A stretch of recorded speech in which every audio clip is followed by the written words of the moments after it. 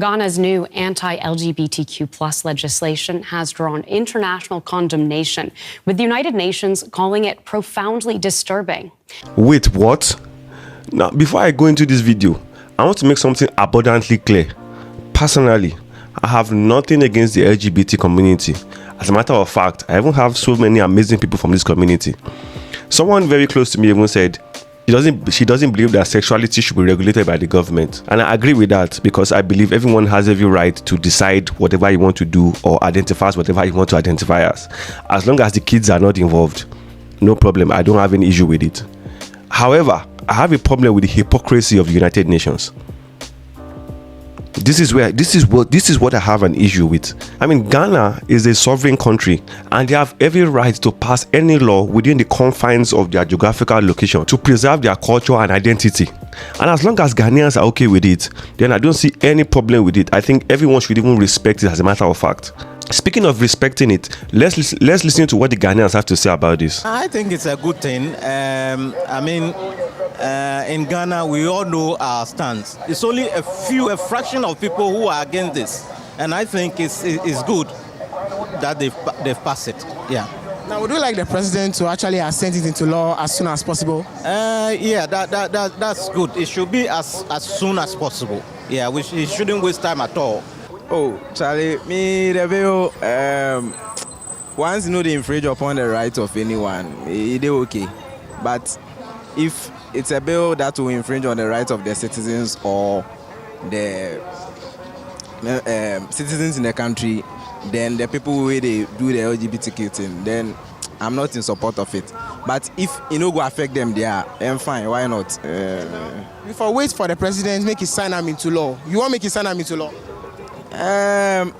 It's a parliament doing own. The president to foresee say that thing is good or no good before you go approve them. So the president to for set up in team, the executive members, then to them for review them very well. See say it good or no good. So say if it go affect in citizens, then it what? He go know what he go do. Say of last, if he make mistake, he go do something bad. He then go blame. Everything we blame the president. So make it to review them more before he go assent the bill into law. For that bill, I am very happy it is being passed, because it is been a long-awaiting bill that we Ghanaians are waiting that it should be passed. Because our culture and our norms, we need to follow what our forefathers taught us and what is in the Bible. Biblically, it is good that this bill has been passed. That is so right. The president is here to assent the bill into law. When do you want it to happen? Do you want it now, or you think the president should have some time to actually digest the bill properly before he assents it? This thing, it has been started for long. So for now, the president has made up his mind. So I believe it should be passed now. He should do it right now. Okay, so I think it's a good thing, because I can't see any of my fellow ladies doing stuff like that. So it's good that they've actually passed a law to actually penalize those who are found doing that. Yeah, so that's my view. Africans, we have different culture, we have different norms, we have different traditions, we have different priority that we stand for, that we work for.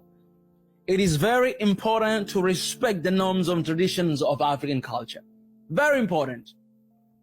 You know, the problem with LGBTQ plus is that every time you are being forced to receive them, you've been forced to agree with whatever confusion that is out there. You know, the world that we're living right now is very abnormal. We are forced to believe and to accept abnormality to be normal. I say this before that. Have you seen Westerners going to the Middle East, Islamic country, enforcing these agendas to them? Have you seen them going to China and forcing them to do this? Why Africa? Why Africa? We always need to be puppet. Why we always, if we don't agree with them, we are sanctioned. Let them sanction Middle East. Let them sanction Russia. By the way, our economy is much better right now than Europe after all these sanctions. But why Africans? Because you're too weak. Not reality that we're very weak. No, when I say we're too weak, I mean because we are divided. Because you don't have a strong say. This is what Ghana bill passed. But if the entire continent do this, these guys, they ain't gonna say a damn thing to us. Well, it seems to me that this is not a Ghanaian problem. It seems to me that this is a United Nations headache, because they are cool with it. But let's even put that one aside. Let's put that one aside for 1 minute. Where's the same energy for Qatar? I mean, in Qatar, identifying as an LGBTQ member is punishable by death. But instead of placing sanctions on Qatar, what did they do? Qatar hosted the last World Cup. Where's the same energy for Qatar? Where's the sanctions for those countries? Or what about Saudi Arabia? In Saudi Arabia, if identified as an LGBTQ community member, it is punishable by death. Where's the same energy for Saudi Arabia? Instead of United Nations placing sanctions on Saudi Arabia, you see Western leaders trying to broker deals with Saudi Arabia. So where's the same energy? Where's the sanction for these countries? But all of a sudden, Ghana wants to do it, or Ghana decided to do it, and the whole world is going crazy. You guys should just shut the hell up. She said violating fundamental human rights, correct? No. Let's talk about it. What about the right of the Palestinian people? They are being killed every single day by the Western-backed Israel. Where's the sanction for Israel? Where's the energy for where's the sanction for this country? No sanction, right? Where's the international condemnations? Everyone is keeping quiet. Everyone is not saying anything. Why kids are dying on a daily basis in Palestine? Or should we go to Iraq or Afghanistan, where women don't even have access to education? They don't have basic rights to education. Women are even banned from working in these countries. Why? Because America lied to the whole world and invaded those countries. Now, and after invading them, they placed the Taliban in charge of those countries, destroying the lives of those young innocent women, girls. Where is the sanction for America?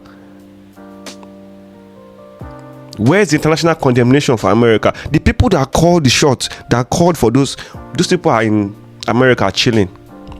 Why those children are there suffering? Where is the international condemnation for those people?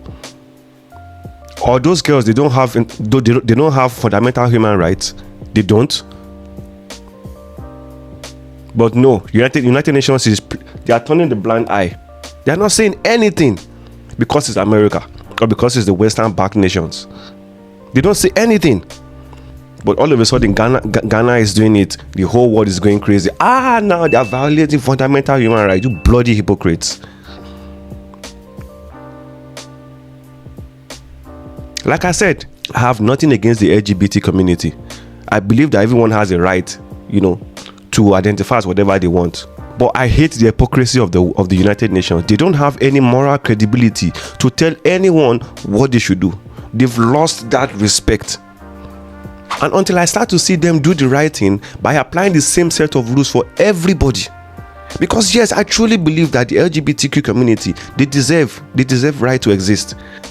But you cannot pick and choose which country you're going to sanction, which country you're not going to sanction. No. The same rule has to apply to everybody.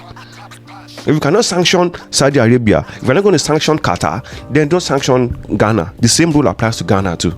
And that's my point in this video. That's where I draw the line.